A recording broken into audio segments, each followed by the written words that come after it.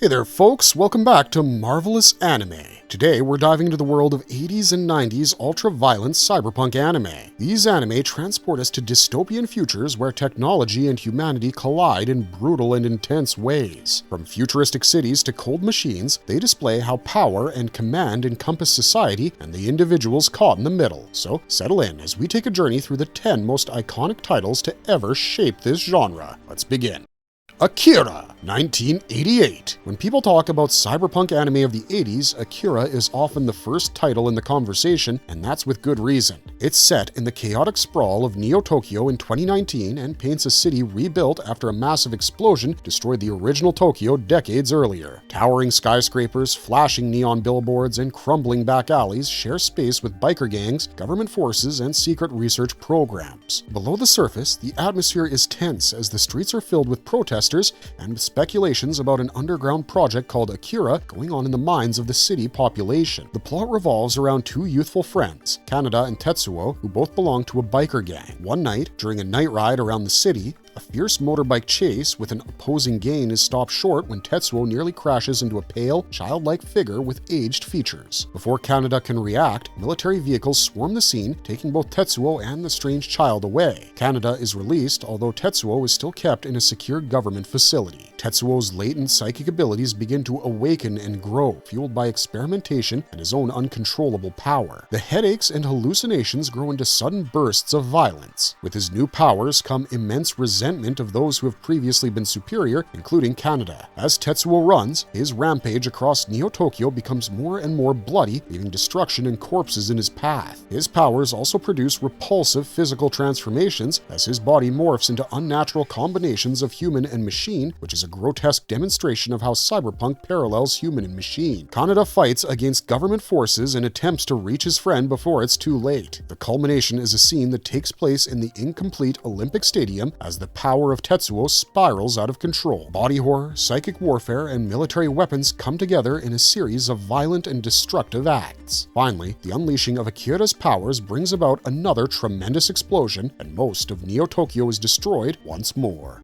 Cyber City Uedo 808, 1990 to 91. Cyber City Uedo 808 throws viewers into a high-tech future where the government fights escalating crime with equally ruthless measures. The year is 2808, and Uedo, a sprawling city dominated by neon towers and digital surveillance, is rotting from the inside out. Powerful gangs, rogue hackers, and cybernetic criminals have made the streets a constant battleground. The series centers on three hardened convicts: Sengoku, a sharp-tongued ex-gang leader, Gogol, a hulking hacker with extensive cybernetic implants, and Benton, a cold androgynous assassin with razor-sharp precision. All three are serving sentences of over 100 years, but the government offers them a brutal deal, which is to work as cyber cops for the cyber police, hunting down dangerous criminals. If they do so, they'll have their sentences reduced, but the catch is that they have to wear explosive collars that'll detonate if they disobey orders or fail their mission timers. Each of the 3 episodes gets the team involved in a new case. In one, Sengoku investigates a rogue AI controlling a skyscraper's systems, which leads to a violent showdown filled with gunfire and collapsing structures.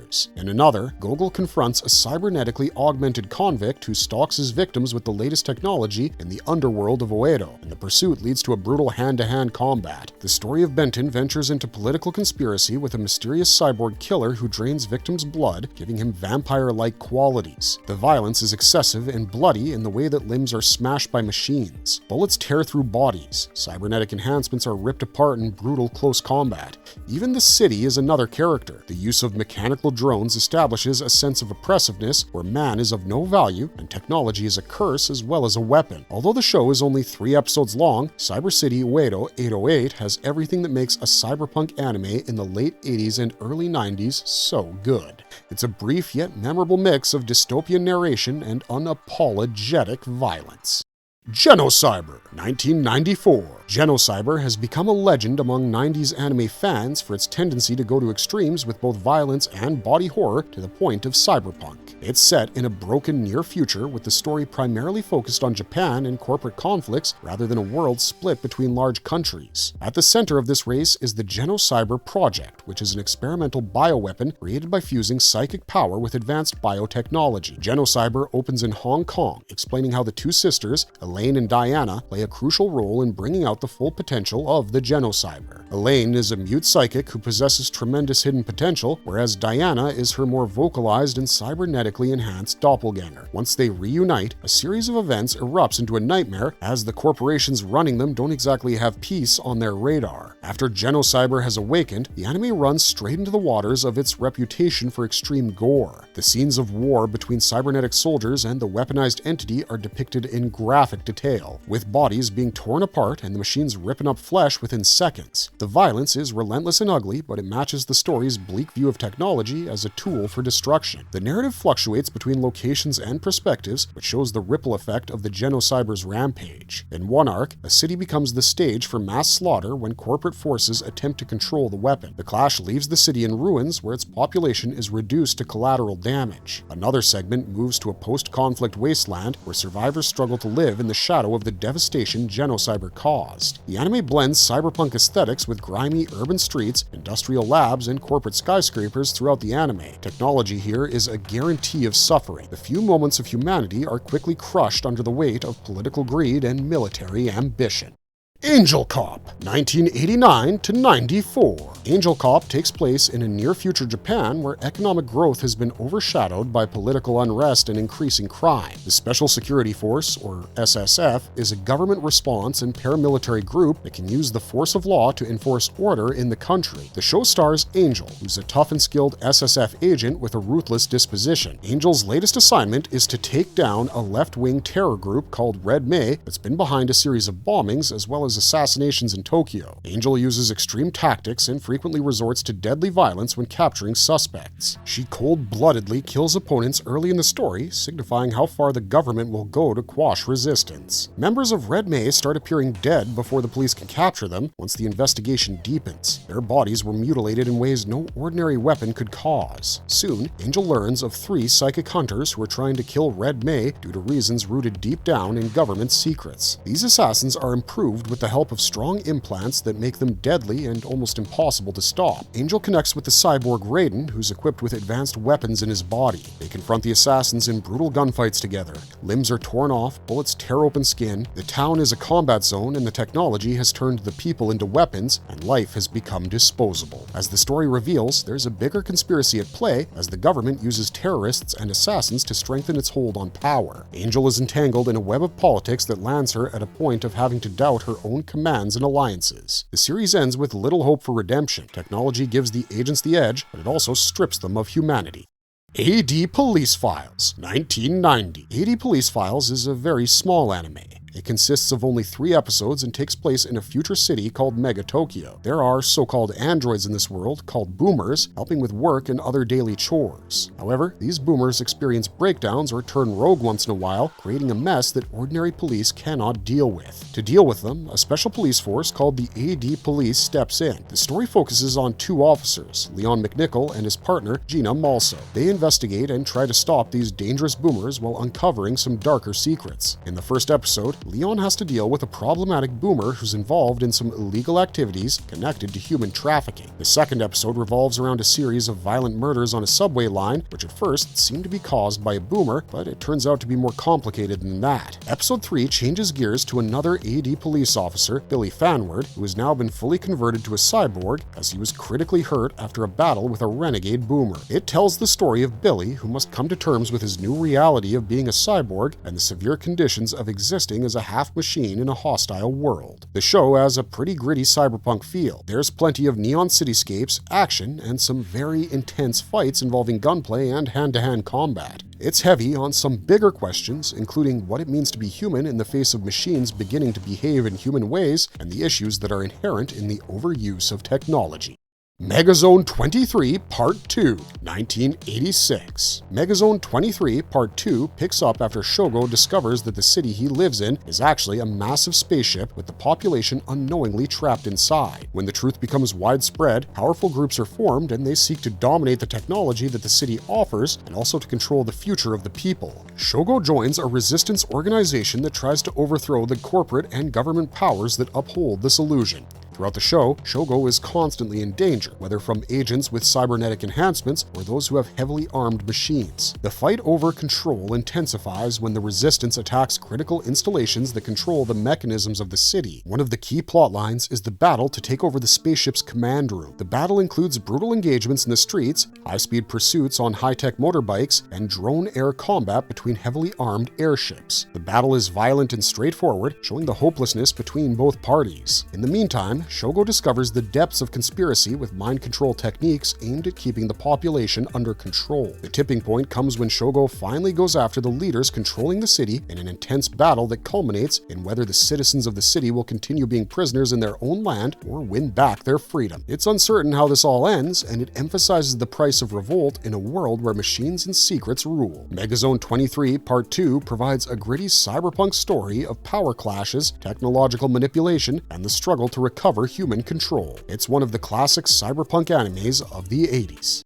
Black Magic M66, 1987. Black Magic M66 is set in the near future where the development of military technology has created self-sufficient battle androids. It's the tale of a freelance journalist, Sybil, and her companion, but also her cameraman, Leaky, who get caught in the middle of a military operation to eliminate a rogue M66 unit that failed during transportation. The M66 is a deadly killer robot that's been equipped with heavy arms and is able to kill a target without any hesitation. When the android escapes, it races through the urban streets and industrial parts of the city, leaving destruction and dead bodies in its wake. Sybil and Leaky, though not official agents, pursue the machine throughout the city, being subjected to constant attacks and explosive battles. The mechanical cold efficiency of the M66 is in extreme contrast with the will possessed by the characters to rescue innocent lives. It goes to a final showdown within a factory where the protagonists attempt to shut down the android before it can fulfill its fatal mission. The conflict is harsh and bloody, with heavy gunshots and close combat. Eventually, Sybil and her companion have to outwit the programming of the machine to stay alive. Black Magic M66 can be distinguished because of the narrowness of the plot and the constant action. It's expressive of classic cyberpunk tropes of technology gone haywire and the inherent danger of the militarization of machines in the dystopian cyberpunk future.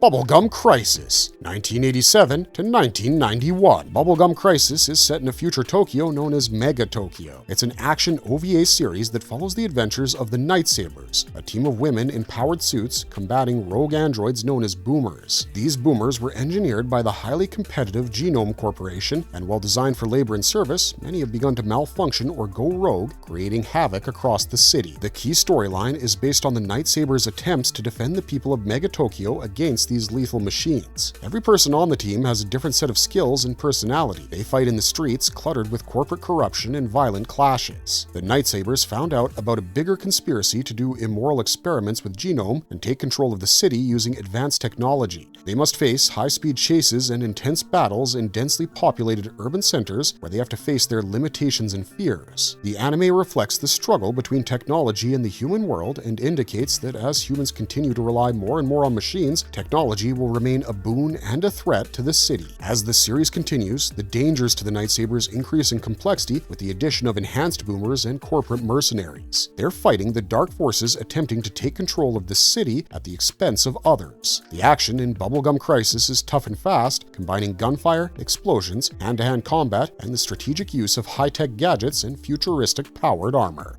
Goku Midnight Eye, 1989. In a near-future Tokyo dominated by corporate power and technology, Detective Goku Furinji survives an assassination attempt that leaves him critically injured. He receives a cybernetic eye in order to save his life, which provides him with the ability to do powerful surveillance and hacking. This new device enables Goku to hack into computer networks, spy on communications, and scout places in advance. Soon, Goku learns that this attack was part of a much bigger conspiracy involving various criminal syndicates and cybernetically enhanced mercenaries. These cyber-enhanced enemies are independent operatives, gangsters, and hired killers. Goku is determined to uncover the corruption behind the attack, so he resorts to using his cyber eye to track digital footprints and discover the secrets he can. His investigation leads him into the dark world of gangsters, hackers, and corporate assassins in the city. Through the story, Goku finds himself in severe fighting situations, due to which he uses his detective instincts and his cybernetic implants to survive. Another central point of the plotline is that Goku infiltrates high-tech facilities and criminal criminal hideouts. This results in a number of violent run-ins with security guards and cybernetically enhanced enforcers, against which Goku has a distinct advantage as he can bypass security systems and take control of machines. When the stakes are high, Goku confronts cyber-enhanced criminals and mercenaries. He collaborates with other forces to interfere with these activities, yet the battle is not yet won. Goku Midnight Eye is a web of crime, technology, and corporate greed.